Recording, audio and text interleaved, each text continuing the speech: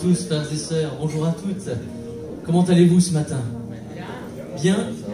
Bien dans la présence de Dieu? Multo bene pour certains, j'ai entendu? Oui, nous sommes un peuple heureux, racheté, joyeux. Amen. Alors je vous invite, frères et sœurs, à vous lever et à interpréter ces deux cantiques avec moi. J'entrerai dans ces portes avec la joie dans mon cœur et nous apportons dans ta maison un sacrifice de louange. Notre louange ce matin parce que tu es notre Dieu, parce que tu es notre roi. Tu es celui qui a tout créé, tu es mon Père et je t'adore, mon Dieu. Amen.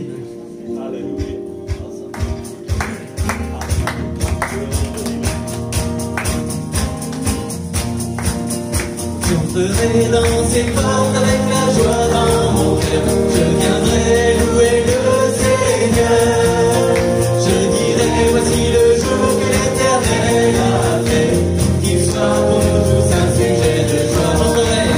J'entrerai dans ces portes avec la joie dans mon cœur. Je viendrai louer le Seigneur. Je dirai voici le jour que l'Éternel a fait. Qu'il soit pour nous tous un sujet de joie. Un sujet de joie, un sujet de joie. Qu'il soit pour nous tous un sujet de joie. Un sujet de joie, un sujet de joie. Qu'il soit pour nous tous un sujet de joie. Nous apportons dans ta maison un sacrifice de louange. Nous apportons dans ta maison un sacrifice d'adoration. Nous apportons dans ta maison un sacrifice de louange. Nous apportons dans ta maison un sacrifice d'adoration. Et nous élevons vers toi un sacrifice de reconnaissance. Et nous élevons vers toi un sacrifice de joie. J'entrerai dans ces portes avec la joie dans mon cœur. Je viendrai louer le Seigneur.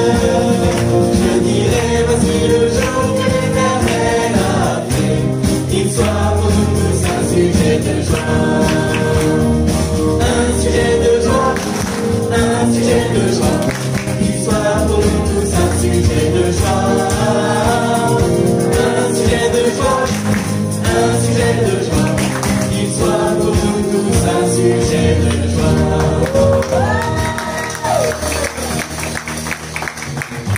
Amen. Qu'il soit pour vous tous, pour nous tous ce matin, un sujet de joie, parce que c'est un Dieu merveilleux qui fait des miracles et des prodiges dans nos vies. Jésus est celui qui a changé l'eau en vin. Il est celui qui a ouvert les yeux de l'aveugle. Il est celui qui a guéri tant de personnes sur cette terre et qui guérit encore aujourd'hui. Mon Dieu est le plus grand, mon Dieu est le plus fort, mon Dieu guérit, puissant, il agit. Et ce matin, je bénis son grand nom. Amen.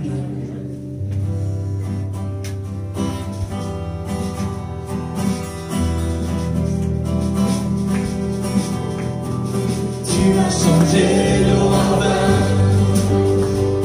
ouvert les yeux par ta main, il n'est comme toi,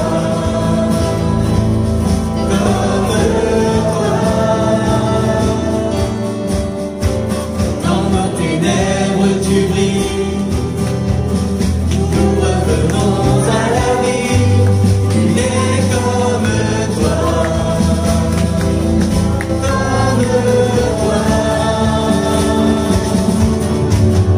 Dieu est le plus grand, Dieu est le plus fort, Dieu tu es bien au-dessus de tout autre.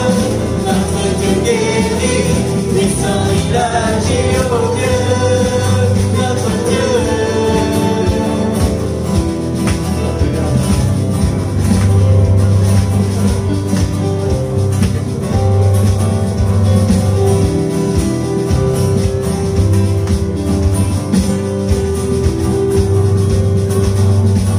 Tu as changé l'eau en vin, ouvert les yeux par ta main, il n'est comme toi.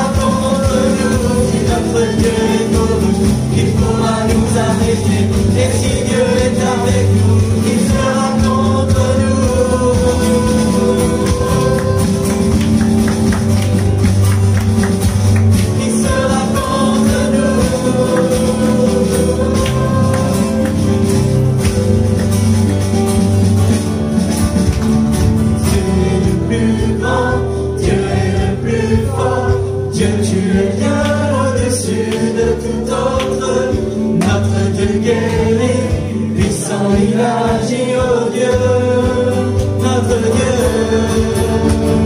Dieu est le plus grand, Dieu est le plus fort, que tu es bien au-dessus de tout autre. Notre Dieu guérit, puissant, il agit, oh Dieu, notre Dieu.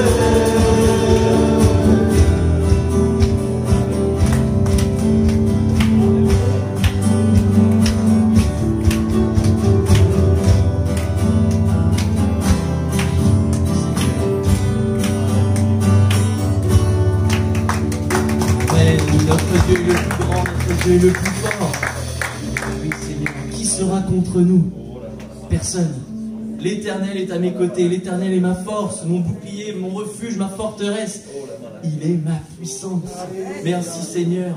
Et je veux exalter ce Dieu, bénir ce grand nom. Il est beau de célébrer le nom de Dieu ce matin. Il est doux de louer l'Éternel pour nous qui sommes sauvés par grâce. Amen.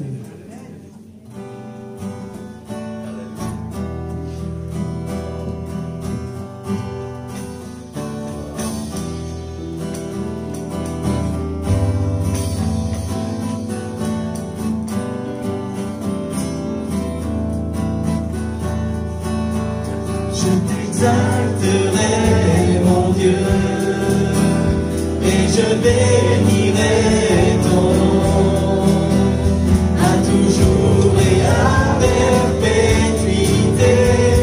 Oui, je te bénirai, je veux célébrer ta gloire, ta grandeur et ta bonté à toujours et à perpétuité, oui je te bénirai, car l'Éternel est grand et digne de louange, et je raconterai ses faits, car il est beau de célébrer notre Dieu, il est doux de le louer, car il est beau de célébrer notre Dieu, il est doux de le louer. Je t'exalterai, mon Dieu, et je bénirai ton nom à toujours et à perpétuité. Oui, je te bénirai, je veux célébrer ta gloire, ta grandeur et ta bonté à toujours et à perpétuité. Oui, je te bénirai, car l'Éternel est grand et digne de louange, et je raconterai ses faits. Il est beau de célébrer notre Dieu, il est doux de le louer, car il est beau de célébrer notre Dieu, il est doux de le louer, car il est beau de célébrer notre Dieu, qu'il est doux de le louer. Une dernière fois ensemble, qu'il est beau de célébrer notre Dieu, qu'il est doux Seigneur, qu'il est beau de te magnifier, qu'il est beau de t'exalter, qu'il est beau de te louer. Oui, qu'il est doux de célébrer un nom si merveilleux. Oh, ce matin, je suis dans la joie avec mes frères, avec mes sœurs. Je suis heureux d'être là ce matin dans ta maison, dans ta présence. Seigneur, avec ton esprit, Seigneur, vraiment béni sois-tu pour toutes ces œuvres que tu fais chaque jour, pour chacun d'entre nous. Seigneur, béni sois-tu pour ce que tu es, Seigneur, le Créateur de toutes choses. Seigneur, béni sois-tu pour le fait d'être mon Père. Seigneur, merci pour cet esprit d'adoption que tu as mis en moi, parce que aujourd'hui je ne suis pas rien dans l'univers, mais je suis ton enfant, Seigneur, et tu prends soin de moi. Alors je bénirai ton nom, j'exalterai ton nom, Seigneur, parmi les nations, parce que je suis fier d'être ton enfant. Louange et gloire à toi, mon Père, ce matin. Visite ton peuple, fais-nous grâce, fais-nous sentir ta présence, mon bon Père, Seigneur, et que nous puissions vivre cette affection ce matin, Seigneur, ressentir cet amour merveilleux qui découle de la croix. Merci Jésus pour ce sacrifice si puissant. Louange et gloire à toi, mon Sauveur et mon Roi. Béni sois-tu, Jésus. Amen. Oui, Seigneur, merci. Louange et gloire à toi. Béni sois-tu, Jésus. Oui, béni sois-tu. Merci, Seigneur Jésus, parce que je ne méritais rien, mais puis tu me donnes tellement, Seigneur Jésus. Chaque jour, malgré les difficultés, je te vois. Il est parfois difficile d'avancer, Père éternel, mais combien je suis heureuse d'être dans ta maison, combien je suis heureuse d'avoir été pardonnée de mes péchés. Merci pour ce sacrifice, Seigneur, qui me donne accès à toi, au pied de ta croix, Père éternel. Je t'aime, je t'adore. Merci, Seigneur, pour la vie nouvelle que tu m'as donnée. Merci, Seigneur Jésus. Amen.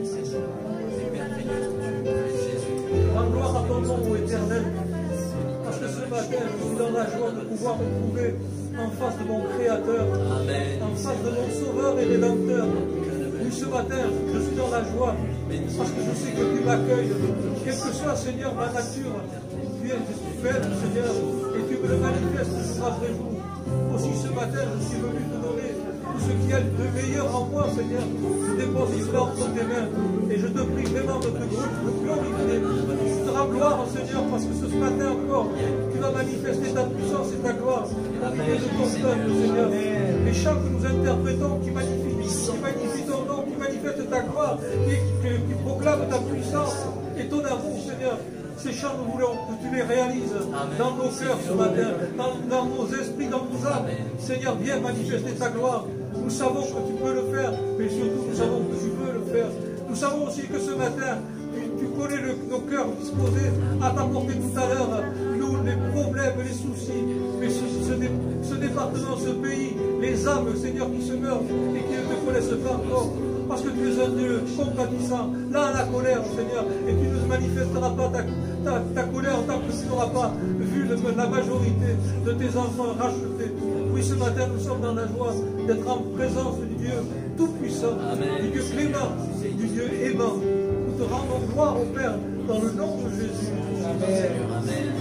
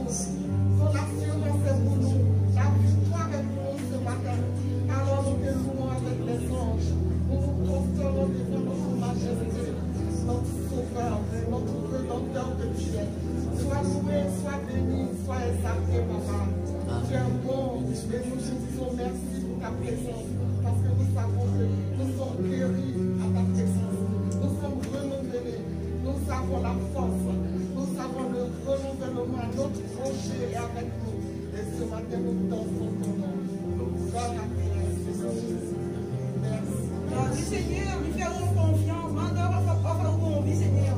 On est content d'être enfants, d'être avec vous, Seigneur. Simplement pour dire aujourd'hui, Seigneur, oh Père, voici tes enfants, formant une grande famille, un seul esprit les animaux, une seule foi, une seule vie. Merci pour tout, Seigneur. Je t'aime, je t'adore, Seigneur. Tu es impossible, Seigneur. À toi puissant, Seigneur, à toi la gloire, Seigneur, à toi la majesté, Jésus. Tu es bon, Jésus. Nul n'est au-dessus de toi, Jésus. Tu es le seul. Tu es l'alpha, tu es l'oméga, Seigneur. J'ai mis toute ma confiance en toi. Regarde tous ces enfants ici, Seigneur. Ils t'adorent, ils t'aiment, Seigneur. Regarde-nous, Seigneur. Fais bien briller sur ta lumière. Oh, Seigneur, tu es bon. Amen, Jésus. Pour tous les peuples, pour toutes les nations, pour toutes les générations. Gloire, gloire, honneur, louange, puissance à ton nom. Merveilleux, grand et glorieux, majestueux. Alléluia. Bien, merci pour Honorer ta présence. Alléluia.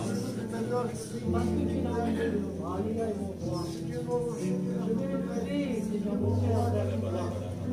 Oui, mon âme et mon esprit avec toi. Toi, mon roi. Oui, tout l'honneur, toute la gloire. Je t'appelle toute la sagesse de Dieu. Amen. Oui, je suis à toi. Alléluia. Seigneur, tu es descendu jusqu'à nous. Nous avons goûté que tu es bon. Seigneur, tu es descendu jusqu'à nous pour nous sortir de nos ténèbres, de ce monde, de notre vaine manière de vivre que nous avions hérité de nos pères. Tu es descendu jusqu'à nous pour te révéler la grâce, ton amour, révéler aussi la croix. Et nous avons cru, et nous avons compris que nous étions perdus loin de toi. Mais ce matin, en venant dans nos vies, Seigneur, tu as apporté la joie, la paix de Dieu, l'espérance de la gloire. Seigneur, nous savons que notre espérance n'est pas vaine. Seigneur, que tu es allé nous préparer une place. Et là où tu es, nous y serons aussi. Nous marchons et ce matin, c'est avec une grande joie que je veux te célébrer de tout mon cœur, de toute mon âme, de toute ma pensée, de toute ma force. Car tu es mon Dieu, mon Créateur, mon Sauveur, mon Rédempteur. Merci Jésus. Amen. Merci Jésus. Seigneur, nous voulons te dire merci. Merci pour ce temps de réunion que tu permets. Seigneur, te disons déjà merci pour la semaine, de ce que tu nous as gardé dans le creux de ta main. Seigneur, tu t'es manifesté puissamment. Il t'a plu encore de nous accorder ton souffle de vie. Quelle grâce, nous t'en sommes reconnaissants. Béni sois-tu de ce que tu es là. Seigneur, dans le silence, dans les moments de joie comme des moments de douleur, écoutant, regardant chacun des cœurs, Seigneur, pour te manifester. Et là, nous comprenons que, Seigneur, ta main agit puissamment pour celui qui a reçu ton message. Et là, nous comprenons que, Seigneur, tu agis puissamment pour celui qui a compris ton message et qui le met en pratique, Seigneur. Oui, tu es ce Dieu aimant. Tu es ce Dieu qui écoute chaque jour. Tu es ce Dieu-là, éternel, mon Dieu, qui se manifeste pour ses enfants. Seigneur, nous sommes venus devant le trône de grâce. Seigneur, réclamez encore ta main puissante sur chacun de nous. Sortir de ce lieu avec une foi inébranlable en toi. Seigneur, oui, cette foi qui crée l'espérance. Seigneur, nous sommes venus pour repartir, éternel, mon Dieu, changer et glorifier ton nom à chaque instant de notre vie. Seigneur, nous voulons regarder vraiment à toi.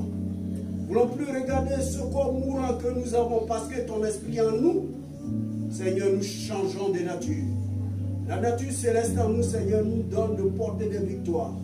Nous donne de regarder avec assurance, Seigneur, tout ce qu'il y a comme combat. Parce que dans notre subconscient, Seigneur, tu es là et tu nous donnes la victoire. Merci pour ce temps de louange, de parole, Seigneur, surtout ce temps de jeûne que nous allons observer. Il n'y a que toi seul sur qui nous pouvons compter. Alors change nos mauvaises habitudes, Seigneur. Tue en nous le mauvais Dieu. Et qu'en nous renaisse le bon et puissant et vrai Dieu, Seigneur. Ce matin, nous te disons merci. Gloire te soit rendue. Dans le beau et précieux nom de notre Seigneur Jésus-Christ. Nous disons Amen.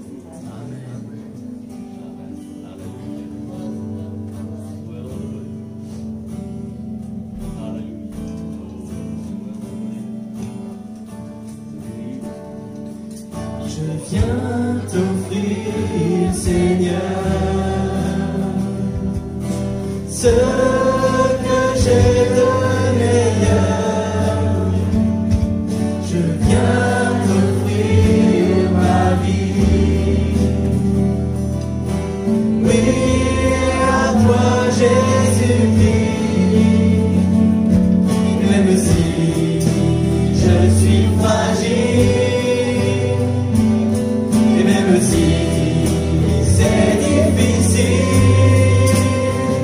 je chanterai gloire à l'Éternel. Je chanterai louange à son nom. Je chanterai Dieu, mon essentiel. Je chanterai en l'honneur de son nom.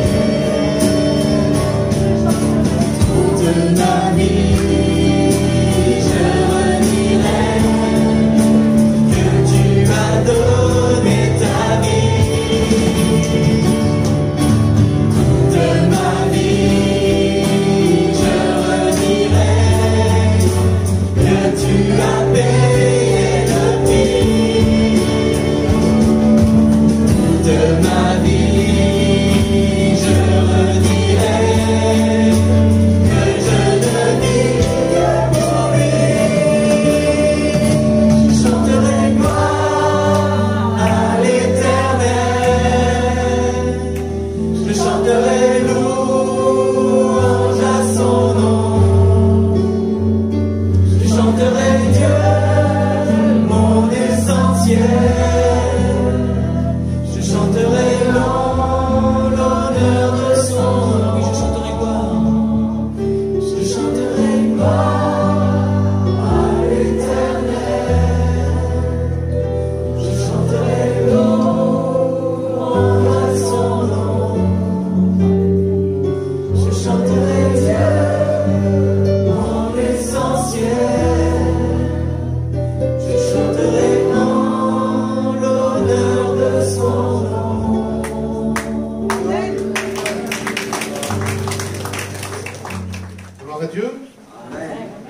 bien dans la maison de notre Seigneur.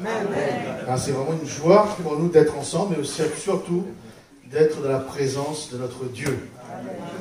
Donc je souhaite aussi la bienvenue à tous ceux qui nous regardent, qui nous écoutent par le site internet addbouge.com. Que le Seigneur vous bénisse là où vous êtes et qu'il vous fortifie dans la foi au point où vous serez avec nous dimanche prochain. C'est là le but. Amen. Voilà, nous ouvrons l'évangile de Luc au chapitre 15, verset 11, un texte que nous connaissons pratiquement par cœur, même les gens du monde arrivent à le connaître.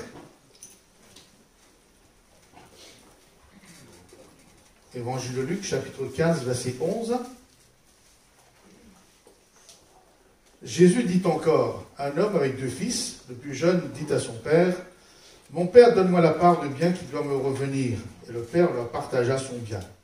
Peu de jours après, le plus jeune fils, ayant tout ramassé, partit pour envoyer un pays éloigné, où il dissipa son bien en vivant dans la débauche. Lorsqu'il eut tout dépensé, une grande famine survint dans ce pays, et il commença à se trouver dans le besoin. Il alla se mettre au service d'un des habitants du pays, qu'il envoya dans ses champs garder les pourceaux. Il aurait bien voulu se rassasier des carouges que mangeaient les pourceaux, mais personne ne lui en donnait. Étant rentré en lui-même, il se dit, « Combien de mercenaires chez mon père ont du pain en abondance, et moi je meurs de faim.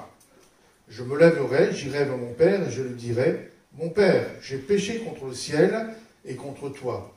Je ne suis plus digne d'être appelé ton fils. Traite-moi comme l'un de tes mercenaires. » Et il se leva et alla vers son père. Comme il était encore loin, son père le vit et fut ému de compassion. Il courut se jeter à son cou et le baisa. Le fils lui dit, « Mon père, j'ai péché contre le ciel et contre toi. Je ne suis plus digne d'être appelé ton fils. » Mais le père dit à ses serviteurs, « Apportez vite la plus belle robe et l'en revêtez. Mettez-lui un anneau au doigt et des souliers aux pieds. Amenez le veau gras, tuez-le, mangeons et réjouissons-nous, car mon fils que voici était mort et il est revenu à la vie. Il était perdu et il est retrouvé. » Or, le fils aîné était dans les champs lorsqu'il revint et approcha de la maison. Il entendit la musique et les danses. Il appela un de ses serviteurs et lui demanda ce que c'était. Ce serviteur lui dit, « Ton frère est de retour, et parce qu'il l'a retrouvé en bonne santé, ton père a tué le veau gras. » Il se mit en colère et ne voulut pas entrer. Son père sortit et le pria d'entrer, mais il répondit à son père, « Voici, il y a tant d'années que je te sers, sans avoir jamais transgressé tes ordres. Et jamais tu ne m'as donné un chevreau pour que je me réjouisse avec mes amis. Et quand ton fils est arrivé, celui qui a mangé ton bien avec des prostituées, c'est pour lui que tu as tué le veau gras? » Mon enfant, lui dit le père, « Tu es toujours avec moi, et tout ce que j'ai est à toi. » Mais il fallait bien s'égayer et se réjouir, parce que ton frère que voici était mort, et qu'il est revenu à la vie, parce qu'il était perdu, et qu'il est retrouvé. Amen. Amen. Nous voici à nouveau devant cette belle parabole de Jésus ce matin, et nous allons nous arrêter principalement sur le verset 19, où le jeune fils dit, « Je ne suis pas digne, je ne suis plus digne d'être appelé ton fils, traite-moi comme l'un de tes mercenaires. » Je répète, « Je ne suis plus digne d'être appelé ton fils, traite-moi comme l'un de tes mercenaires. » Ce que demande ce fils a une importance capitale sur sa relation future avec son père et de ce qu'il veut faire de sa vie dans la maison du père. À savoir que ce jeune homme, ce jeune fils de cette parabole est l'image du pécheur repentant qui revient à Dieu le Père. Traite-moi comme l'un de tes mercenaires, ou esclave, ou serviteur. En réclamant ce statut d'esclave, serviteur, mercenaire, ce jeune fils veut entrer dans cette logique de « je travaille », puisque mercenaire c'est travailler, serviteur aussi, « je travaille, je te sers, tu me nourris, tu me donnes un salaire, c'est mon dû, donnant. » Ah oui, moi quand je travaille j'ai un salaire, le salaire je fais ce que je veux avec, mais c'est un peu ça, c'est logique. Donc je ne te dois plus rien, je ne te dois rien, puisque j'ai travaillé, j'ai reçu mon salaire, tu ne me dois rien non plus. Et avec le salaire que j'ai gagné par mon travail, je suis libre de faire ce que je veux. Vous voyez, c'est cette logique-là. La notion d'amour et de grâce est une relation de fils à père et inexistante. J'ai donné un nom à ceux qui font ce choix, c'est le chrétien mercenaire. Je ne sais pas si les deux c'est possible, mais hein, quand on revient au père et puis on dit je veux pas être ton fils, mais traite-moi comme un mercenaire, moi c'est un chrétien mercenaire. Le chrétien mercenaire se dit et pense je viens à l'église quand je veux. Ne pas être compte à rendre, ce qui est mercenaire. Je prie quand j'en ai besoin. Je prie, à ce moment-là, je reçois. Je donne ma dîme si je peux, et en retour, Dieu doit me bénir et me garder. Le chrétien mercenaire veut bien faire un service pour Dieu dans l'église. Mais il abandonne quand ça lui coûte. Exemple, Jean 10, verset 12, où Jésus dit « Mais le mercenaire, qui n'est pas le berger, et à qui n'appartient pas les brebis, donc il est payé pour surveiller les brebis. Il voit venir le loup, abandonne les brebis, et prend la fuite, et le loup les ravit, les disperse. Le mercenaire s'enfuit parce qu'il est mercenaire, et qu'il ne se met point en peine des brebis. » Il a un salaire, donc il dit si je dois mourir, si je dois risquer ma vie, le salaire n'est pas suffisant, donc je m'en vais. Le chrétien mercenaire reçoit effectivement du pain en abondance, il a dit, reçoit effectivement du pain en abondance dans la maison de son père, puisque verset 17 dit combien de mercenaires chez mon père ont du pain en abondance. Mais ce mercenaire, il envie ceux qui bénéficient des aliments raffinés. Les autres, qui sont véritablement fils, parce que lui, il ne peut pas en recevoir, il n'est que mercenaire. D'ailleurs, les mercenaires ne mangeaient pas avec la famille. On va dire, donc je dis ça, c'est d'un point de vue spirituel, donc le chrétien mercenaire reçoit du pain peut-être, tout juste, mais il n'a pas droit aux aliments raffinés de Dieu. Lévitique, chapitre 22, verset 10. Lévitique, chapitre 22, verset 10, où Dieu dit, c'était la loi mosaïque, dans l'Ancien Testament, aucun étranger ne mangera des choses saintes. Celui qui demeure chez un sacrificateur et le mercenaire ne mangeront point des choses saintes. Vous voyez, il y a une différence. Alors, la question que je me pose, mes actes et ma manière de vivre de ma vie chrétienne révèlent le choix que j'ai fait avec Dieu. La grande question que je dois me poser ce matin, quel choix ai-je fait pour ma vie avec Dieu? Mercenaire ou fils de Dieu? Parce que de ce choix découlent vraiment des conséquences importantes pour notre vie. Alors que le désir de Dieu, c'est que nous acceptions d'être adoptés par lui et de devenir des fils et des filles dans sa maison. Éphésiens chapitre 1er verset 5. Mais comme l'homme est libre, il a la possibilité de refuser ou d'accepter ou de prendre ce choix de chrétien mercenaire.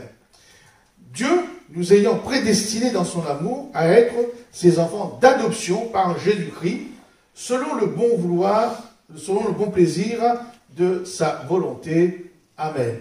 Dieu nous a tous prédestinés, mais après nous avons à choisir. Quel statut nous voulons avoir? Est-ce que mercenaire dans la maison de Dieu, ou alors enfants ou fils et filles de Dieu? Amen. Donc le choix va découler de ce choix, va découler l'importance ou la qualité de notre vie spirituelle. Et lorsque nous acceptons le choix de Dieu de devenir fils et filles de Dieu après une véritable repentance, parce qu'il ne faut pas dire tiens je choisis comme ça et puis je fais ce que je veux, je fais n'importe quoi, non. Après une véritable repentance, Dieu nous fait non seulement devenir ses enfants, mais juste pas de nom, mais il va nous transformer en enfants de Dieu, en fils et en filles, en nous équipant. Amen.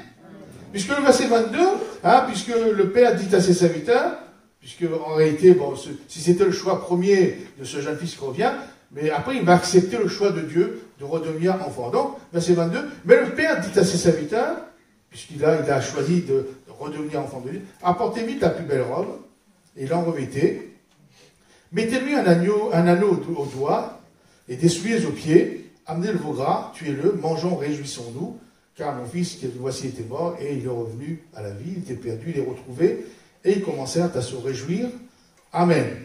Donc cette transformation et cet équipement, pour que nous soyons réellement, véritablement un enfant de Dieu, est, verset 22, apportez vite la plus belle robe et l'en revêtez. Les pauvres de ce temps-là, les serviteurs, les esclaves, les mercenaires portaient des sous-vêtements, heureusement, et une tunique. Alors que les riches, les nobles, portaient des sous-vêtements et une belle robe. C'est ça que c'est la différence entre une tunique et une belle robe. L'ordre du Père à ses serviteurs, c'était de revêtir le Fils repentant de la plus belle robe. Ce n'est pas une robe quelconque, une belle robe. Cette robe portée par cet enfant confirmait à cet enfant qu'il était véritablement dans une position de fils aimé de Dieu et de la position de noble. Vêtu de cette belle robe, ce jeune fils repentant est tout de suite élevé au statut d'enfant de Dieu. Il n'a pas eu un temps de réflexion. Quelquefois on dit on va laisser un temps de réflexion, voilà un temps d'attente. Non, c'est aussitôt. Il est tout de suite élevé au statut d'enfant de Dieu, faisant partie d'une nation sainte, comme dit l'apôtre Paul, faisant partie du royaume de Dieu. La robe que Dieu l'a revêtue le prouve, et pour ce jeune homme, il suffisait de croire que cette robe l'élevait en tant qu'enfant de Dieu et de vivre en tant que tel. Amen. Et Paul dit dans Colossiens chapitre 1er verset 12, Colossiens chapitre 1er verset 12, rendez grâce au Père qui vous a rendu capable d'avoir part à l'héritage des saints dans la lumière, qui nous a délivrés de la puissance des ténèbres et nous a transportés. Voyez-vous, donc nous étions comme ce jeune homme en haillons, sale, dégoûtant, etc. Donc il a, d'un coup d'un seul, il a transporté, comme nous a transportés dans le royaume du Fils de son amour, en qui nous avons la rédemption, la rémission des péchés. Amen. Et d'un coup, un changement complet, un changement total. Il n'y a pas de temps, quand on change de mutuelle, quelquefois on demande un temps d'attente. Je m'appelle le temps de... Comment ça s'appelle? Un temps de carence. On aurait pu dire, jeune homme, avec la vie que tu as menée, dans la débauche, etc., on va avoir un temps de carence en attendant que tu fasses tes preuves. Non. D'un seul coup, il a été transporté comme nous avons été transportés du royaume des ténèbres dans le royaume du Fils de son amour, en tant que Fils. Donc, Dieu nous élève et montre aux autres, par la robe qu'il nous a donnée, la position importante que nous avons à ses yeux, c'est-à-dire son fils et sa fille. Amen. Donc, cette plus belle robe que Dieu nous a revêtue symbolise bien sûr notre salut. Notre salut, nous sommes sauvés par grâce. Donc, nous, normalement, mes frères et mes sœurs, en Christ, nous devons marcher la tête haute. Parce que normalement, nous sommes bien habillés, normalement, on n'a pas honte. Nous avons cette fierté. Donc, de la même manière, nous devons être fiers d'être enfants de Dieu, Dieu notre Père. Nous avons le statut privilégié d'enfants de Dieu. Amen. Donc, ça, c'est pour les fils et les filles, ceux qui acceptent, mais pour les missionnaires, il n'y a pas tout ça. Cette plus belle robe symbolise aussi, non seulement le salut, nous avons vu, mais la joie et la louange. Ce jeune homme vêtu, revenant, repentant, était vêtu de haillons, puisque c'est pour ça qu'on change de robe, n'avait plus d'espérance, plus d'avenir, et une mort certaine l'attendait. Il dit, ici, je meurs de faim. Donc, voilà donc comment il était, et avec cette robe que Dieu lui a donnée, lorsqu'il contemplait cette robe, je pense que il ne pouvait qu'être joyeux, qu'être content, que louer Dieu, que remercier le Seigneur, là où il l'a retiré. Et moi, ça m'arrive, j'espère que ça m'arrivera encore, quand je pense là où Dieu m'a pris, m'a cherché, et où je suis, c'est ce que je suis devenu, et je ne peux que bénir le Seigneur. Puisque lui qui n'avait plus d'amis, Dieu, avec cette robe, lui donne une nouvelle destinée, une nouvelle espérance, et il ne pouvait qu'être joyeux, être rempli de louanges envers Dieu son Père. Et d'ailleurs, le prophète Ésaïe, chapitre 61, verset 3, dit, les questions de Jésus, verset, non, 61, verset 3. Pour accorder aux affligés de Sion, pour leur donner un diadème au lieu de la cendre, une nuit de joie au lieu de deuil, un vêtement de louange au lieu d'un esprit abattu, afin qu'on les appelle des térébins de la justice, une plantation de l'Éternel pour servir à sa gloire. Amen. Donc ce matin, nous qui sommes dans la maison de Dieu, avec ça, nous devrions avoir ce vêtement de louange, parce que nous regardons comme s'habiller, alors ça... je ne sais pas, ça donne de la fierté quand même. Au lieu d'un esprit abattu. Cette belle robe, ça va loin de cette histoire de robe. Cette belle robe symbolise aussi la nature, les sentiments de Dieu, mais qui habitaient en Jésus. Parce que le Père a donné une robe, je ne sais pas qui lui appartenait, mais qui venait de lui, c'est lui qui l'a façonnée. Donc, qui montrait qu'il y avait un rang royal. Donc, automatiquement, donc ça veut dire qu'avec cette robe, on ne pouvait pas vivre comme on vivait autrefois. Ça symbolise bien la nature, les sentiments qui habitaient en Jésus-Christ. Galates, chapitre 3, verset 27, l'apôtre Paul le dit.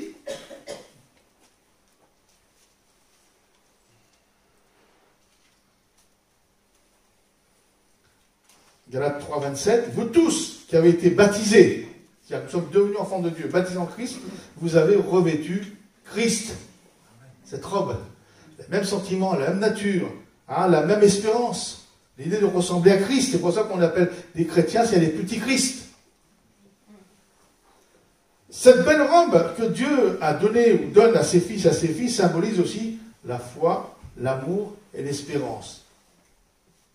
La foi, parce que bon, on sait qu'on est, je reviens à ce jeune homme, j'imagine un peu, maintenant qu'il est habillé de cette belle robe blanche, il croit qu'avec cette robe, il a l'autorité, quand les gens le regardent, il croit que ces gens, les gens qui le regardent, croient qu'il est véritablement le Fils de Dieu, il est un nouveau Fils de Dieu. Donc cette belle robe symbolise, là on peut dire, la foi, l'amour et l'espérance, c'est ce que l'apôtre Paul dit, 1 Thessaloniciens, chapitre 5, verset 8.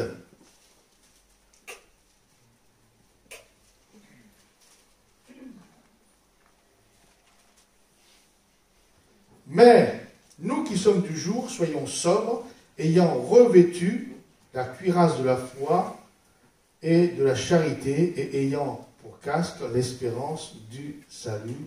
Amen. Ayant revêtu la cuirasse de la foi, de la charité et l'espérance du salut. On a été revêtus de cela. Donc c'est pour cela que lorsque nous devenons enfants de Dieu, il y a l'esprit de Dieu, cet esprit de foi, d'amour, de charité en nous. Alors cette foi en Dieu, et l'amour que Dieu nous revête avec cette robe, nous qui vivons dans le monde, eh bien, nous avons un rang à tenir, une manière de vivre, une manière de faire. Donc, voyez-vous, lorsque nous devenons enfants de Dieu, on a une autre manière de gérer notre vie. On a une manière de parler, notre manière de nous conduire. C'est comme ça, parce que nous avons la position d'enfant de Dieu, puis nous avons cette robe, et les gens le voient. Les gens le voient. Luc chapitre 6, verset 35. Alors, lorsque nous sommes fils du Dieu très haut, enfants de Dieu, voilà ce que Jésus dit. Aimez vos ennemis. Oui. Aimez vos ennemis, faites du bien, prêtez sans rien espérer, et votre récompense sera grande, et vous serez fils du Très-Haut. Car Dieu est bon pour les ingrats et pour les méchants. Amen. Donc, il y a un devoir, lorsque nous nous laissons habiller, être vêtus par cette robe blanche. Et bien sûr, notre devoir, puisqu'on est dans les devoirs, on reçoit gratuitement, mais il y a des devoirs par rapport à cette robe. Notre devoir, c'est de rester toujours vêtu de cette belle robe. Et pas dire un jour je l'enlève parce que j'ai envie de... Ça me souvient, on m'a raconté, c'est mon vieux pasteur qui m'a raconté, c'est risible. Il dit un jour dans l'église, il y avait un différend avec 2 frères. Ça peut arriver, hein. Et puis, à la sortie du culte, ils sont arrivés aux mains. Et puis, un des frères dit, j'enlève pour l'instant quelques secondes mon costume de chrétien, je vais boxer le frère, puis après, bon... Oui, un coup, quelquefois, quand on peut emporter la colère, j'enlève mon costume de chrétien, je règle les comptes, et puis après, je reviens. Non, notre devoir, c'est de rester ou de garder toujours cette belle robe, celle que Dieu nous a donnée. Amen. Alors, je me dis, d'accord, il enlève. Et si Jésus revenait d'un coup là, comment il fait? Ça y est, c'est trop tard. Donc, Apocalypse, chapitre 16, verset 15. Non, mais quelquefois, vous savez, il y a des chrétiens, il y a des perles comme ça, on sourit, mais quelquefois, il n'y a même pas à sourire, il y a à pleurer. Et Apocalypse, chapitre 16, verset 15, voilà ce que dit Jésus. Voici, je viens comme un voleur. Heureux celui qui veille et qui garde ses vêtements, afin qu'il ne marche pas nu et qu'on ne voit point sa honte. Amen. Il garde ses vêtements. Et vous vous souvenez de cette parabole des noces, où Jésus a invité tout le monde, et donc vous savez, pour les pauvres, à l'époque, on fournissait les vêtements de mariés. Heureusement, on le fait plus parce que ça coûte très cher maintenant, pour ceux qui vont se marier. Et donc tout le monde, un homme, il est rentré avec le vêtement de mariée, puis pendant les noces, il l'a enlevé, il a changé de vêtement. Sauf que ça n'a pas plu au maître de maison, et il l'a rejeté dehors, il l'a mis dehors. Et donc, vous voyez, garder ses vêtements afin qu'il ne marche pas nu et qu'on ne voit pas sa honte. Notre devoir, donc, c'est de garder cette robe, hein, quoi qu'il arrive, mais surtout, veiller à ce que cette robe blanche, cette belle robe, reste toujours propre. Propre. C'est-à-dire, mais comment on fait? Apocalypse, chapitre 7, verset 9. La parole de Dieu se suffit à elle-même. Comment garder ses vêtements propres? Puisque nous sommes imparfaits, nous qui sommes des hommes et des femmes, nous savons de quoi nous sommes. Ah, d'ailleurs, Jacques nous dit qu'Élie était un homme de la même nature, de la même faiblesse que nous. Apocalypse, chapitre 7, verset 9. Donc Jean dit, après cela, je regardais, et voici, il y avait une grande foule, que personne ne pouvait compter, de toute nation, de toute tribu, de tout peuple, de toute langue. Ça ressemble bien à l'église de Bourges, ça, non? Ah oui, de toute nation, de toute tribu, de tout peuple, de toute langue. Ils se tenaient devant le trône et devant l'agneau, revêtus de robes blanches. Amen. J'espère que vous êtes tous des filles et des filles ce matin. Dommage pour ceux qui sont chrétiens nationaires. Hein. Donc ils se tenaient devant le trône, devant l'agneau, revêtus de robes blanches, des palmes dans leurs mains, et ils criaient d'une voix forte en disant, le salut est à notre Dieu qui est assis sur le trône et à l'agneau. Et tous les anges se tenaient autour du trône, et des vieillards et des 4 vivants, et ils se prosternèrent sur leur face devant le trône, et ils adoraient Dieu en disant, Amen, la louange, la gloire, la sagesse, l'action de grâce, l'honneur, la puissance et la force soient à notre Dieu au siècle des siècles. Amen. Et l'un des vieillards, surpris, prit la parole et me dit, ceux qui sont revêtus de robes blanches, en parlant de nous ne sommes pas des juifs, en parlant de toute langue, toute tribu, etc. Mais qui sont ceux-là? Ça étonne toujours la grâce de Dieu. On est toujours étonné de la grâce de Dieu. Et d'où sont-ils venus? Alors, je veux dire, dans une des vieilles tribus d'Afrique, de Madagascar, ou de la Réunion, une petite île. Voilà. Ça. Alors, la réponse est, ce sont ceux qui viennent de la grande tribulation, ils ont lavé leurs robes et ils les ont blanchies dans le sang de l'agneau. Amen. Cette robe blanche, nous pouvons la garder blanche en la lavant dans le sang de l'agneau. Amen. C'est formidable, Vous voyez, donc notre devoir, c'est de garder la robe, sur nous, cette belle robe, et de la laver dans le sang de l'agneau. Amen.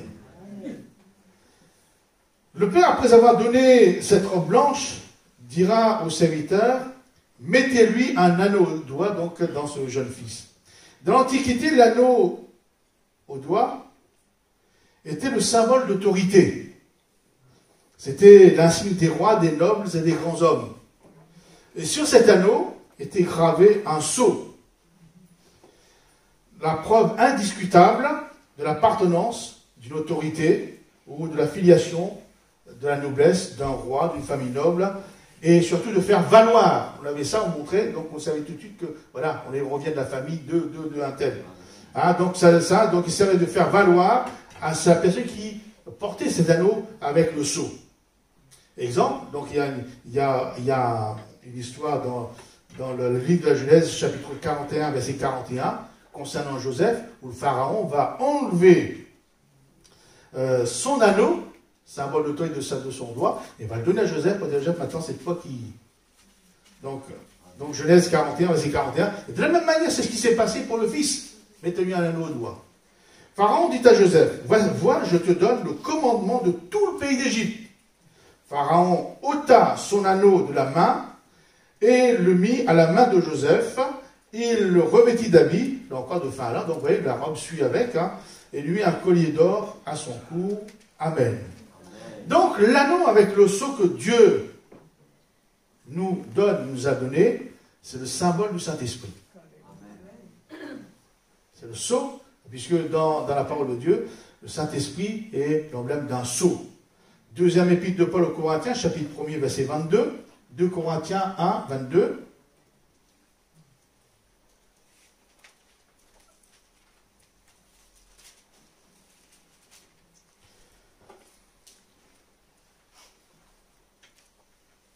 C'est Dieu lequel nous a aussi marqués d'un sceau et a mis dans nos cœurs les arts de l'esprit.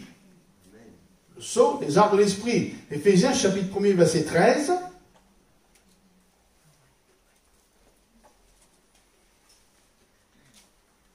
Éphésiens 1, verset 13.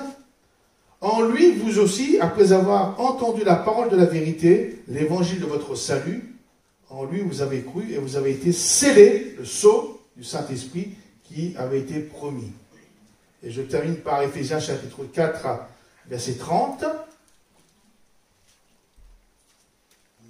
Éphésiens chapitre 4, verset 30. N'attristez pas le Saint-Esprit de Dieu par lequel vous avez été scellés. Le sceau du Saint, alors encore, on parle sceau, par le jour de la rédemption. Amen. Donc, mes frères et mes sœurs, l'autorité, la puissance, la force, l'amour, la sagesse, c'est le Saint-Esprit qui nous donne cela par ce sceau que Dieu nous a donné. Et bien souvent, nous oublions la valeur, la puissance du Saint-Esprit. C'est même arrivé à Timothée, le stagiaire de Paul, puisque Paul va à nouveau donner le conseil à Timothée, 2 Timothée 1,7, et ça c'est valable aussi pour nous, parce que si Timothée le stagiaire, il n'a pas su reconnaître la puissance du Saint-Esprit, eh bien nous aussi ça nous arrive. En effet, que je regarde, donc c'est une version, donc c'est parole vivante, hein, la version de la Bible. En effet, l'Esprit Saint que Dieu nous a donné ne nous rend pas timides. Au contraire, cet esprit, avec un grand E, nous remplit de force, d'amour et de sagesse. Et nous, quelquefois, nous oublions cela, ou alors nous diminuons l'importance ou la puissance du Saint-Esprit, mais en réalité, donc je le répète, l'Esprit Saint que Dieu nous a donné ne nous rend pas timides, mais au contraire, cet esprit nous remplit de force, d'amour et de sagesse. Avec cet anneau au doigt, le Saint-Esprit en nous, nous devons être, nous ne devons pas avoir honte. Au contraire, nous sommes assurés, nous ne sommes pas des timides, des peureux, mais de ceux qui regardons le diable en face, ou peu importe, et à marcher parce que Dieu est avec nous.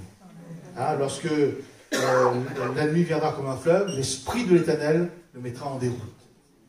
Et tout cela, c'est pour l'enfant de Dieu. Alors mes frères et mes sœurs, je ne sais pas où tu en es avec le Saint-Esprit, mais ce que Dieu a donné est très très important. Il est question aussi, donc, vous voyez, donc il y a tout un équipement, un équipement pour que nous sommes véritablement des fils, des enfants de Dieu. Donc là aussi, question des souliers aux pieds. Donc les esclaves, les pauvres, les mercenaires lorsqu'ils n'avaient pas du tout les moyens, ils étaient pieds nus, ou nu-pieds. Sinon, s'ils avaient un peu de moyens, ils avaient des semelles avec des lanières de cuir dessus, juste pour maintenir. C'est le minimum. Mais les riches, les nobles, les seigneurs, les rois, étaient chaussés de souliers. Alors, nous, comme nous sommes les enfants de Dieu, Dieu nous a donné des souliers spéciaux. Les souliers de Dieu ne se cassent pas, ne s'usent pas, déjà. C'est une marque déposée, céleste. Parce que les chaussures que Dieu nous a mis, je ne sais pas, quelquefois on ne se rend pas compte de la grâce, de l'importance des cadeaux que Dieu nous donne, les privilèges que nous avons. Donc, avec ces chaussures, bon, vous savez que les chaussures, ça préserve les pieds. Hein. C'est vrai qu'à l'île d'Orléans, on est bien marché pieds nus, mais bon, ça allait jusqu'à un certain moment où quand il y avait des épines, ça te faisait mal.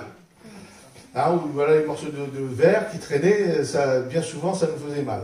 Et en plus quand on se cognait contre les cailloux, les rochers, mais bon, on dit qu'on est plus à l'aise, mais en réalité, il y a plus de mal que de bien. Donc les souliers nous préservent hein, des choses, c'est une protection contre toutes les agressions du sol, de la terre. Ah, donc Dieu nous a donné des chaussures, et vous avez ces chaussures-là nous permettent de marcher. Bien sûr, vous allez dire, bah oui, il permet de marcher, mais d'une manière bien spécifique. Luc chapitre 10, verset 19.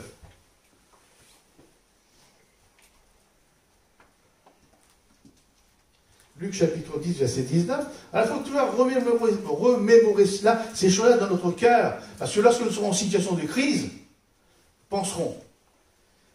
Voici, nous dit Jésus, je vous ai donné le pouvoir de marcher, donc certainement des chaussures bien spéciaux, une chose spéciale plutôt, sur les serpents, sur les scorpions, et sur toute la puissance de l'ennemi, et rien ne pourra vous nuire. Amen. Autrement dit, les chaussures que Dieu nous donne, ça nous fait marcher avec assurance et avec autorité. Mais si nous oublions que nous n'avons pas cette autorité, nous n'avons pas des chaussures, ben nous allons trouver, nous allons presque prendre nos jambes à notre cou pour s'enfuir devant l'ennemi. Mais il faut réfléchir. Je me souviens, il y a des fois que je suis parti à la Réunion, premier culte, première manifestation diabolique. On pesait les mains, une dame qui a commencé à crier, à sauter, à gesticuler dans tous les sens, machin par terre. Mais avec l'autorité, je pense, enfin, je n'ai pas pensé à ça absolument, mais avec l'autorité du Saint-Esprit, on a lié, aussitôt été délivré. Mais sinon, on a peur au cours parce que on ne pense pas que Dieu nous a donné les chaussures pour pouvoir marcher sur toute la puissance de l'ennemi. Alors, il ne suffit pas de marcher absolument. Il ne faut pas courir exprès pour pas sauter dessus, non, mais si jamais ça arrive, hein, donc voilà. Et donc, ça, nous oublions tout cela, et cependant, ça fait partie des équipements que Dieu nous donne. Amen. Donc, il y a ça, on peut marcher sur toute la puissance de l'ennemi, mais les souliers que Dieu nous donne nous aident à marcher d'une manière différente des gens de ce monde. Une marche qui est en accord avec notre nouvelle identité. Fils et filles de Dieu. Une marche qui plaît à Dieu. Parce qu'il ne suffit pas de prendre les chaussures et puis de les tenir à sa main et puis marcher à pied, pieds nus. Donc il y a une certaine manière, une certaine marche, et donc une marche qui plaît à Dieu. 1 Thessaloniciens chapitre 4, verset 1er.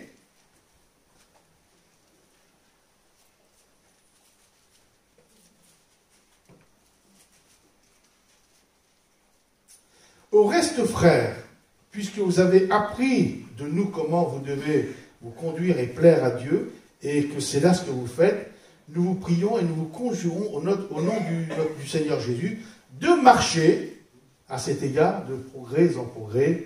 Amen. Les chaussures que Dieu nous donne aussi doivent nous permettre à marcher de progrès en progrès. Vous savez que les mannequins, ils apprennent à marcher, alors comment ils font, je ne sais pas, hein. Après, ça balance de tous les côtés. Mais une marche d'une famille noble, et de quelqu'un qui traîne les pieds dans la rue, c'est tout à fait différent. Et donc, bien sûr, d'un coup d'un seul, nous avons été transportés dans le royaume du Fils de son amour, dans le royaume de Dieu, mais nous avons comme un certain temps d'adaptation. Il faut apprendre. Les mannequins, lorsqu'ils marchent, ils ont appris. Pendant, je ne sais pas, quelques semaines, quelques mois, ils ont appris. Et nous devons marcher, justement, de progrès en progrès. Amen. Et notre devoir, surtout, c'est de les garder aux pieds, de ne pas les enlever. Hein? Donc l'apôtre Paul dit, mettez pour chaussures à vos pieds le zèle que donne l'évangile. Si nous enlevons, ben, automatiquement, nous ne sommes plus aussi zélés, aussi rapides pour marcher, puisqu'il va falloir qu'on regarde où on met les pieds.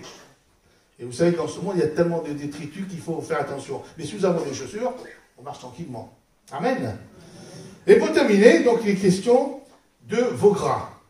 Amener le veau gras. Donc, vous avez vu que pour les pauvres, pour les mercenaires, les esclaves, les serviteurs dans la maison du Père, il y avait du pain en abondance. Pour le retour de ce fils repentant, c'est un moment particulier. Particulier de retrouvailles et d'une grande occasion pour se réjouir. Et pour cela, Dieu avait préparé à l'avance, le Père avait préparé à l'avance, un veau qu'il avait engraissé dans la tente d'eux. Mais nous, mes frères et mes sœurs, tous les jours, Dieu a pourvu un bon repas. Un bon repas. Ésaïe 55, verset 2, il est dit, écoutez-moi donc. Parce que nous levons le matin, nous ouvrons la parole de Dieu, nous écoutons la voix du Saint-Esprit.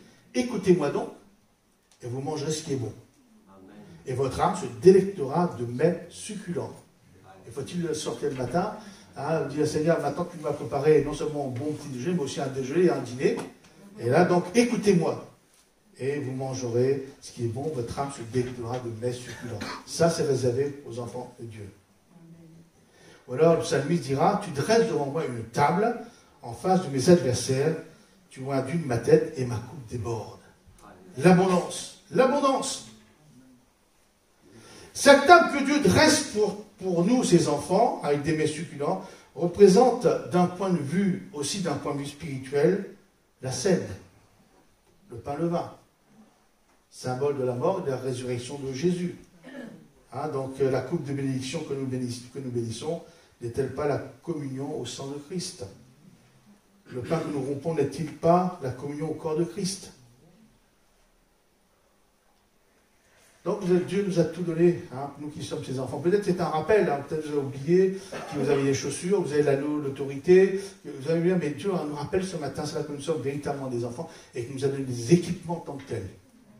Pourtant nous devons être fiers, non pas. Quelquefois les chrétiens baissent la tête, on a peur, on est timide, on a l'impression qu'on est les derniers des hommes. C'est vrai que Paul dit qu'il est des derniers des pécheurs, mais Dieu l'a élevé par sa grâce. Donc, là-dedans reste, donc on a vu que le veau gras, reste le chevreau. Et donc le fils aîné reprochait à son père, disant, mais des années que je travaille pour toi, et jamais tu ne m'as donné un chevreau pour que je me réjouisse avec mes amis. Alors, mes frères et mes sœurs, sachons et osons demander à Dieu, de temps en temps, un chevreau pour se réjouir et pour se faire plaisir. Non? Il y en a qui n'osent pas. Après, ils disent, bah oui, la vie chrétienne est complètement... Mais non, je ne dis pas qu'il faut demander du foie gras et puis du caviar tous les jours. Mais de temps en temps, comme le dit, de temps en temps, tu vas pas. Donc, et moi, je suis d'accord pour demander au Seigneur, qu'on demande au Seigneur de temps en temps quelque chose qui nous fasse plaisir. Je me souviens, de toute façon, Dieu connaît nos cœurs, Dieu connaît nos âmes. Je me souviens un jour, je ne sais pas si je l'ai déjà dit, ce petit témoignage, j'étais habitué à manger des cacahuètes avec la coque. Vous savez, bon, maintenant, c'est dans les machins, tout est déjà fait, donc ça m'a rappelé mon enfance à l'île de la Réunion, où ça n'existait pas, c'était inventé, donc avec la coque, et puis j'aimais bien. Et puis, je ne sais pas, tous les 15 jours, j'ai acheté un paquet chez, je ne sais pas le nom, le magasin, et puis j'ai dit, tiens, j'en ai pratiquement plus, il faut que je l'achète, il faut que j'ai besoin. Et puis, c'est terminé comme ça, puis un jour, je dis, tiens, j'en ai envie. Et puis, j'ai pas pu acheter, alors je dis, mais j'ai pas pu acheter, j'ai pas pu aller acheter parce que j'avais ça à faire, j'avais tel rendez-vous, j'avais telle réunion, j'avais tel... Puis je me dis, mais c'est comme pas normal, je vous dis, que parce qu'on est serviteur de Dieu, on n'a pas le temps d'aller quand même... Et puis, je pense ça dans mon esprit, tout le temps travaillant au bureau, puis en ce moment, il y a quelqu'un qui sonne à la maison, donc je sors, on regarde, dit, voilà un colis pour vous, monsieur. Donc, je me suis rappelé, c'était mon ami pasteur de la Réunion, qui m'envoie de temps en temps des colis, donc des choses de la Réunion. Et puis, bon, je joue, donc j'adore. Puis, qu'est-ce que j'ai dedans? Un sachet de cacahuètes, de l'île de la Réunion. Je dis, mais Seigneur, mais je suis en train de penser, ce bon André qui vraiment, il prend soin de nous. Et donc, je suis content, au moins ça me retrouve encore les vrais. Et puis, je sais pas si j'ai téléphoné, je demande à mon ami, je dis, mais d'habitude, c'est pas ton... Tu m'envoies pas de cacahuètes. Il dit, oui, mais tu sais qu'il s'est arrivé, donc le colis, c'est normalement de faire 4 kilos, ça c'est vraiment 4 kilos, 5 kilos. Il dit, il manquait, je sais pas, 300 ou 400 grammes, et j'avais un paquet de cacahuètes, il traînait là, avec la coque, ben, j'ai mis dedans pour faire le poids juste. Et donc, oui, ça prend 2 ou 3 jours, c'est en 72 heures maximum, donc là, j'ai déjà le temps de penser, et Dieu pourvoit. Quelqu'un dira, c'est le hasard, mais moi je crois pas au hasard. Je crois pas au hasard, c'est... donc, alors, il n'y a pas longtemps, donc encore c'est tout frais cette expérience. On était invité par un couple chrétien à manger au restaurant. Donc c'est bien, et puis au moment de payer, il sort les tickets de restaurant. Il dit voilà, c'est l'avantage à mon usine, etc. Puis on me dit, alors je suis en fraction de seconde, mon époux d'avant, c'est pour penser, lorsque j'étais chimiste, il y avait des avantages, etc. Puis on me dit, c'est pas que j'ai reproché à Dieu tout ce que j'ai perdu, mais bon. Et puis, bon, on le laisse comme ça, mais ça reste là quand même. Il y a quelquefois des blessures qui découlent, machin, mais bon. Disons, bon, on a pu ces avantages, etc. Et puis, donc c'était, je sais pas, c'était début août ou un truc comme ça. Et donc ça se fait, puis tout d'un coup, mon fils Nicolas, il me dit, écoute papa, inscris-toi à un grand site de livraison de repas. De repas. Enfin, je ne donne pas le nom parce que... Ah, donc, il dit, inscris-toi, tu verras, c'est gratuit, etc. J'étais sûr, oui, inscris-toi. Donc, inscrit. On part en vacances, une dizaine de jours. Et juste au moment d'arriver des vacances, donc je reçois sur ce fameux site, vous avez 10 bons de réduction, valeur 120 € pour les restaurants. Donc, 120 €, c'est-à-dire que si on faisait une commande de 15 €, on n'avançait pas, c'était déduit 12 €, donc on payait que 3 €. Donc mon épouse et moi, donc si on fait 2 fois 15, ça fait 30, donc on payait que 6, enfin 6 € seulement. Et pendant nos vacances, ben, on a fait que ça. De toute façon, j'avais pas le droit j'avais pas le pass syndical, donc soit on allait chercher, ou on se livrait. Comme quoi, Dieu, vous voyez, donc j'ai jamais, vous voyez, donc on pensait rien à ça, le Seigneur fait grâce. Et une fois, là, j'ai réclamé, donc un chevreau. C'était où je commençais seulement à aller à l'île de la Réunion tous les ans. Et puis, bon, ça revient comme cher si on y va comme cela. Et puis cette année-là, on est parti pour rien. C'est-à-dire qu'on avait trouvé une grande promotion de voyage. On a dû payer, je sais pas, 300 ou 400 € le billet, alors que normalement c'est 700 à 800 € le billet. Arrivé sur place, on s'est fait rembourser c'était tout nouveau par le conseil général de l'île de la Réunion, parce que j'étais originaire là-bas. Et sur place, l'église m'avait aussi dédommagé un peu, donc c'est là que j'ai logé gratuitement, et après les voitures. On est parti un mois de la Réunion sans rien payer. Et là, j'avais dit, Seigneur, mais quand même, je voudrais, etc. Et le Seigneur fait en sorte. Donc, réclamer, osons demander un chevreau. Bien sûr, je ne demanderai pas, comme lui, en voyage tous les mois. Et Dieu connaît tout chose. Et quand on reste seul, c'est comme ce fils, il faut dire, comme ce fils aîné, jamais tu ne m'as demandé. Enfin, jamais tu m'as donné. Mais est-ce qu'on soupire, est-ce qu'on demande aussi? Et pour terminer, il dit, commencez à se réjouir. Pour les fils et les filles de Dieu, le culte est une fête avec Dieu. Nous sommes venus ce matin nous réjouir dans la joie de Christ. L'aimer que Dieu nous donne tout de suite, ça va être des mets succulents pour notre âme, le pain, le vin, qui symbolisent, ce sont des symboles spirituels forts et nous rend forts aussi. Alors, l'apôtre Jean dit, rappelle aux chrétiens, voyez quel amour le Père nous a témoigné pour que nous soyons appelés enfants de Dieu. Et il appuie, et nous le sommes. Mon frère, ma soeur, nous sommes les enfants de Dieu. Et pour ceux qui ne le sont pas encore, ne restez pas. Moi, je dis, moi, je ne comprends pas pour ceux qui hésitent de ne pas entrer, accepter le choix de Dieu, c'est-à-dire à se faire adopter et rester dans cette position de mercenaire. Que Dieu vous bénisse, vous fortifie ce matin. Amen. Nous voulons t'acclamer, nous voulons te bénir, Seigneur. Nous voulons exalter ton nom pour tes richesses, ta bienveillance, ta grandeur envers nous. Seigneur, nous n'avons rien fait. Et c'est toi qui as tout fait, Seigneur. pour nous attirer à toi, pour nous sauver. Seigneur, pour mettre sur nous, Seigneur, cette robe blanche, pour mettre en nous, Seigneur, cet anneau au doigt, nous donner des chaussures aux pieds, nous réjouir par ta grâce. Seigneur, merci, merci. Seigneur, nous ne pouvons que te louer, que te célébrer, Seigneur, et ce matin, fais que nous soyons, Seigneur, des enfants, Seigneur, ayant ton autorité.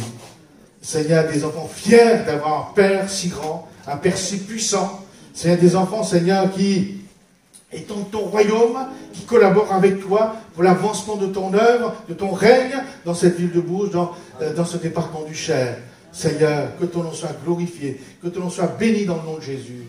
Amen.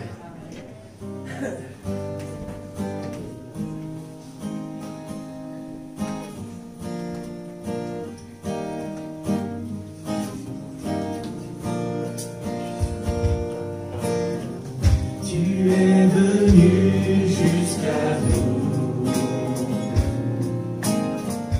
quittant la gloire de ton ciel. Tu es venu nous servir.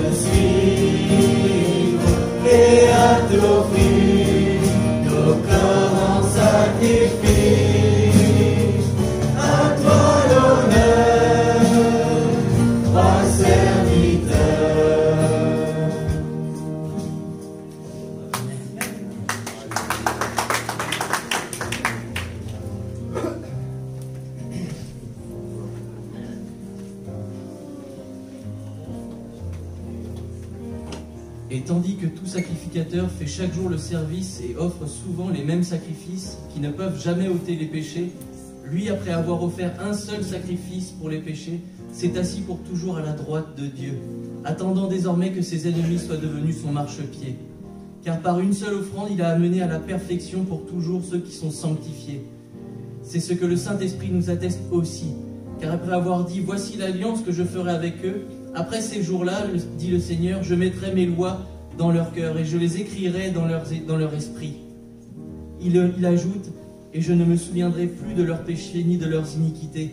Or là où il y a le pardon des péchés, il n'y a plus d'offrande pour le péché. Ainsi donc, frères, puisque nous avons au moyen du sang de Jésus une libre entrée dans le sanctuaire par la route nouvelle et vivante qu'il a inaugurée pour nous au travers du voile, c'est-à-dire de sa chair, et puisque nous avons un souverain sacrificateur établi sur la maison de Dieu, approchons-nous avec un cœur sincère, dans la plénitude de la foi, les cœurs purifiés d'une mauvaise conscience et le corps lavé d'une eau pure. Retenons fermement la profession de notre espérance, car celui qui a fait la promesse est fidèle. Veillons les uns sur les autres pour nous exciter aux bonnes œuvres, pour nous exciter à la charité aux bonnes œuvres, pardon. N'abandonnons pas notre assemblée comme c'est la coutume de quelques-uns, mais exhortons-nous réciproquement, et cela d'autant plus que vous voyez s'approcher le jour. Amen. Amen. Voilà, ton frère Stéphane demande au Seigneur de bénir les éléments de la scène. Seigneur mon Dieu, c'est d'un cœur reconnaissant et sincère que nous allons prendre ton saint repas, Père.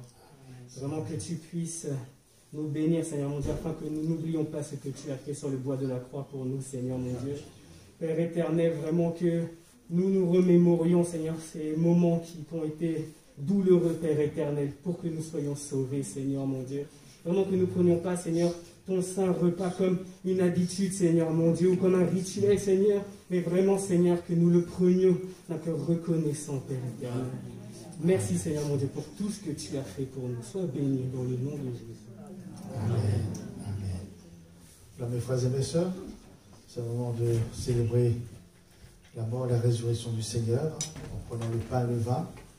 Et puis vous qui êtes baptisés par immersion, levez-vous et bénissez-le de tout votre cœur. Vous êtes maintenant des fils et des filles et vous l'êtes.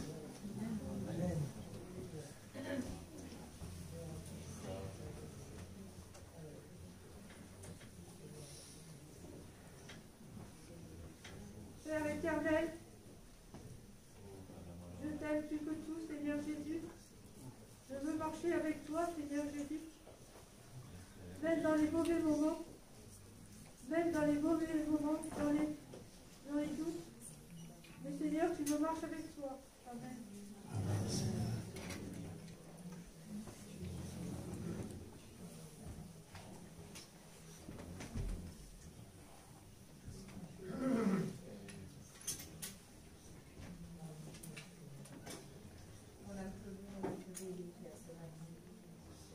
Merci Seigneur mon Dieu pour ta grandeur. Merci pour ta fidélité. Merci Seigneur mon Dieu pour le révélation. Parce que tu as envoyé à la patronne pour nous tous Seigneur. Je t'ai pris de ta parole.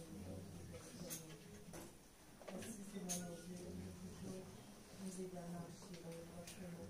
À garder les yeux fixés sur toi, Papa. Nous avons plus besoin de toi pour le faire. Regarde-nous Seigneur. Garde ça, parce que le soleil nous adore. Je te remercie, Seigneur. Merci, Seigneur, pour ta grâce, ta patience, Seigneur. Merci beaucoup, Seigneur. Nous n'attendons pas. Je dis merci, Seigneur. Merci pour la que tu as avec nous. Parce que ton Saint-Esprit est en nous. Ton Saint-Esprit qui demeure en nous. Je te remercie. Je pense à la gloire, l'honneur, la puissance. Aussi, on remercie. Oui, Seigneur, merci pour la parole merveilleuse que nous avons pu encore entendre. Merci, Seigneur, pour cette parole qui nous a encore nourris, désaltérés, qui nous aide à suivre le chemin que tu nous as tracé. Merci, Seigneur, pour ce jour, où on ira jusque dans ta maison, on sera dans ta maison. En attendant, Seigneur, tu es là, tu nous aides, tu nous conduis, tu nous diriges. C'est ce que tu es maintenant, ici-bas. Je te dis merci de tout mon cœur.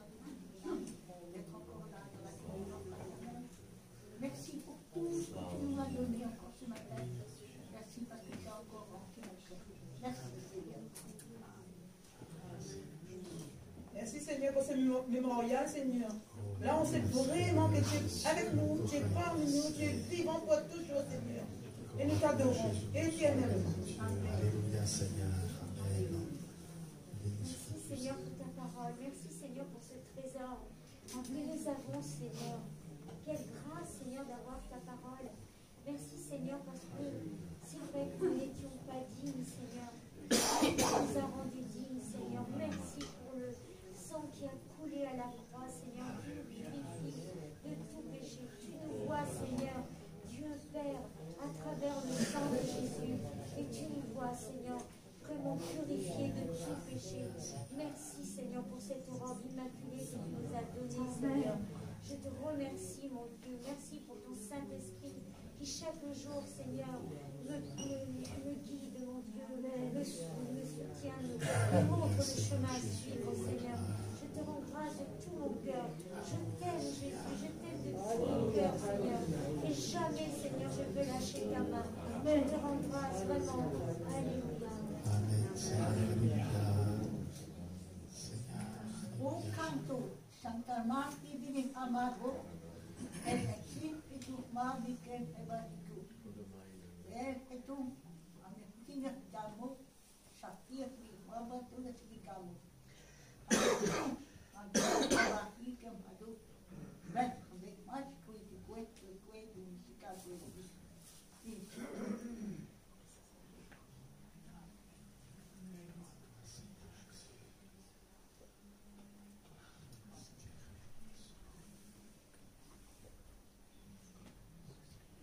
La parole sur ton sentier est la vérité, comme le dit la chanson.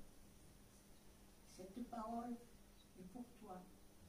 Il faut suivre ce sentier, le suivre, continuer à lire ta parole, la parole de Dieu, à continuer à remplir ton cœur et à marcher sur ce chemin qu'elle te dit.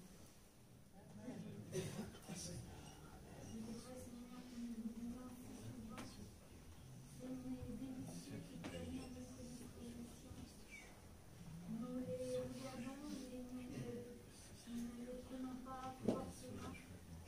Nous ne tendons pas la main, nous les plaisirs. Nous restons soit dans nos difficultés, soit dans le doute, soit peut-être dans la colère. Seigneur, merci de nous rappeler ces paroles qui sont si importantes pour nous. Oui, tu as mis devant nous une table avec des mets délicieux, mais il nous faut les saisir. Peut-être qu'il nous faut faire aussi certains efforts que seuls chacun nous connaissons. Alors Seigneur, oui, merci pour ton esprit qui nous rappelle ces choses si importantes. Sois béni, mon Dieu, tout simplement. Reçois la reconnaissance de nos cœurs, reçois la reconnaissance de nos vies, parce que nous savons que pour tout à chacun, cette parole est pour nous. Amen, Seigneur. Père, merci pour l'honneur et la grâce que tu me fais pour être dans ta maison ce matin avec mes frères et sœurs pour te louer et pour t'adorer. Père, tu es bon. Tu es merveilleux. Je me prosterne devant toi, Père, parce que tu es toi, et sans toi, nous sommes rien. Donne-moi toujours, Seigneur, à regarder à la croix, à regarder là où que tu as été crucifié, là où que tu as tout mon sang et ça a coulé, pour que je puisse aujourd'hui être libre, en liberté. Nous sommes là pour, nous sommes là pour te louer et t'adorer et te dire encore merci pour ta précieuse vie. Merci pour tout ce que tu as fait pour nous. Sans toi, Seigneur, nous sommes rien. Et nous avons besoin de toi chaque jour et à chaque instant. Que tu sois béni, que tu sois loué à jamais, Seigneur, à jamais, Père. Oui, Dieu Tout-Puissant, tu es mon tout. Tu es celui en qui je crois. Tu es celui que mon âme espère en toi, Seigneur. À toi la louange, à toi la gloire. Sois loué et sois béni encore, Seigneur, ce matin. Seigneur le Tout-Puissant, l'honneur est à toi, la puissance est à toi, Seigneur le Tout-Puissant. Et sois béni et loué à jamais dans le nom de Jésus. Amen. Amen. Seigneur, merci parce que tu nous as appelés à une vie glorieuse avec toi, Seigneur. Tu nous as appelés à cet héritage céleste que tu as mis pour nous, que tu as préparé pour nous. Combien, Seigneur, mon âme te remercie de cet amour que tu as déployé pour nous. Combien mon âme veut te remercier ce matin pour le sacrifice de Jésus qui s'est offert, lui, sans tâche, pour nous pécheurs, qui a versé son sang, qui a donné sa vie. Mon âme veut te louer ce matin parce que ce sacrifice nous a donné la vie, nous donne, Seigneur, de pouvoir marcher avec toi, de pouvoir, Seigneur, nous relever quand nous tombons parce que tu es là. Merci pour le Saint-Esprit, Seigneur. Mon âme te loue, mon âme te bénit ce matin parce que c'est vrai que nous ne réalisons pas toujours tout ce que tu nous as donné, toute cette force, Seigneur, qu'il y a dans cet esprit que tu as mis, que tu nous as donné, Seigneur. Mon âme te loue parce que c'est toi qui veux ouvrir nos yeux pour que nous puissions voir briller la splendeur de ton évangile. Loué sois-tu, Seigneur, parce que tu es vivant et tu nous parles. Merci, Seigneur, pour tout est bien fait. Amen. Amen, Seigneur Jésus, notre prière. Voilà, nous allons chanter un cantique pendant le temps des offrandes. C'est notre frère Elvis et Timothée.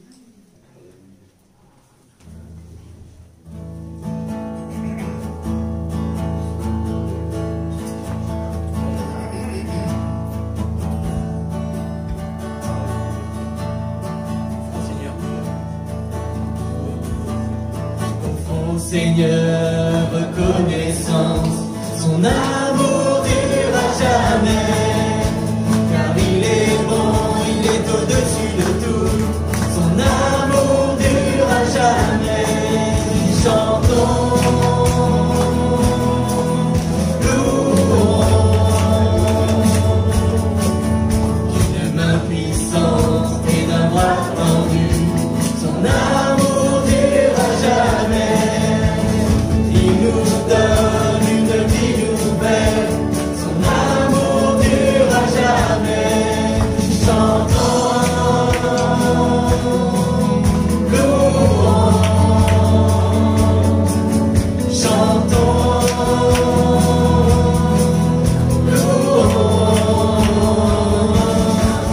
À jamais Dieu est fidèle, à jamais Dieu est fort.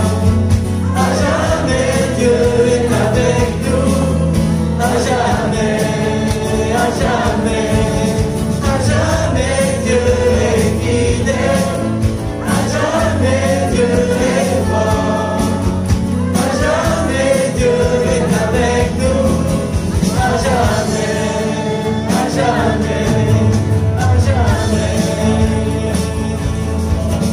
Du lever du soleil jusqu'à son coucher, l'amour durera jamais. À la gloire de Dieu, nous persévérons. Son amour durera jamais. Chantons,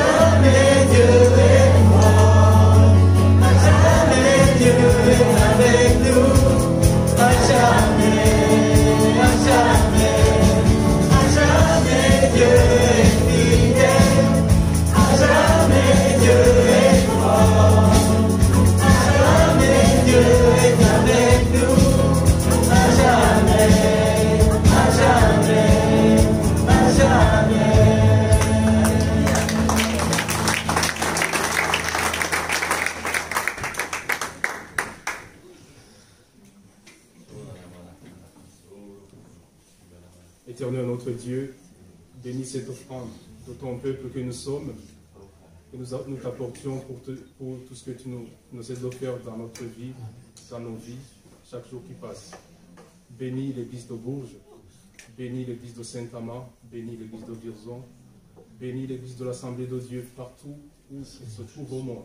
Seigneur, donne-nous ton Esprit Saint qui nous fasse de vrais fils de Dieu et que chaque jour, il nous aide à laver nos robes dans le sang de l'agneau, afin que nous soyons fortifiés et que nous faisions chaque jour ce qui te plaît et que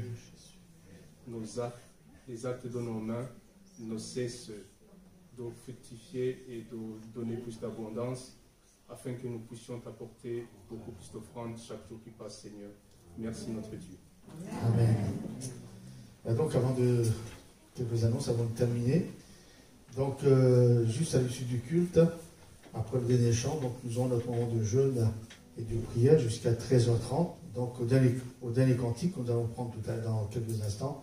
Ceux qui ne restent pas, malheureusement, peuvent partir. Nous allons entamons aussitôt le moment de jeûne, puisqu'il y aura un réunion de jeunesse à 13h30.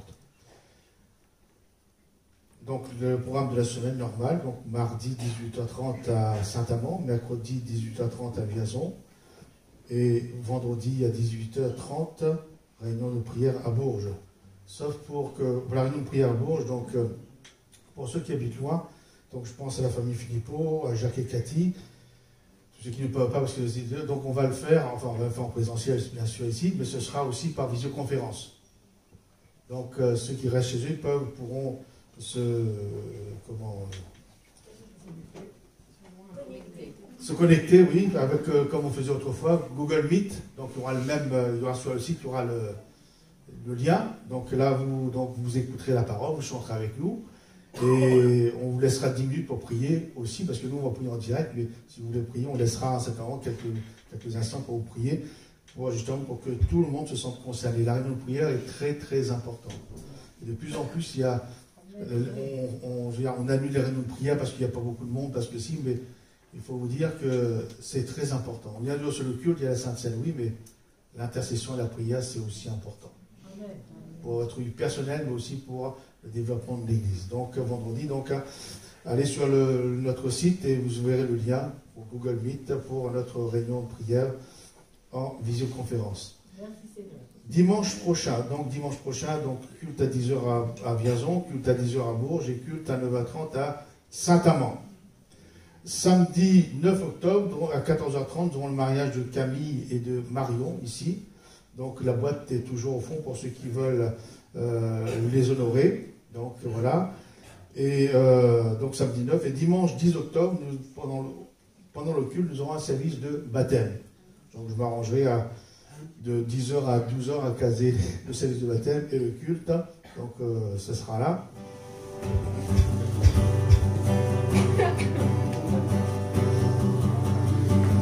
Je veux le proclamer du sommet des montagnes, ta grâce est sans limite, ta bonté sans égal, ta tendresse sans taille, ta bonté me poursuit, ton amour éternel.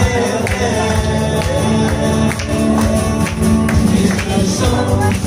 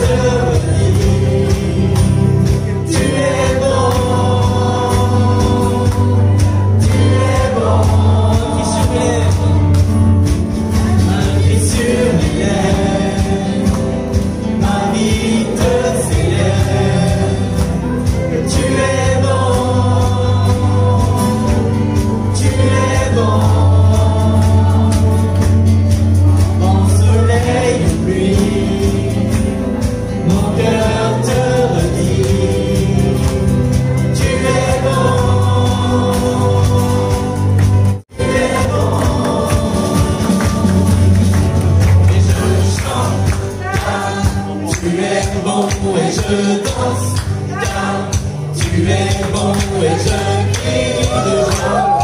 Tu es bon, tu es bon pour moi. Et je chante, tu es bon et je danse. Tu es bon et je crie de joie. Tu es bon pour moi. Amen. Que tu sois béni.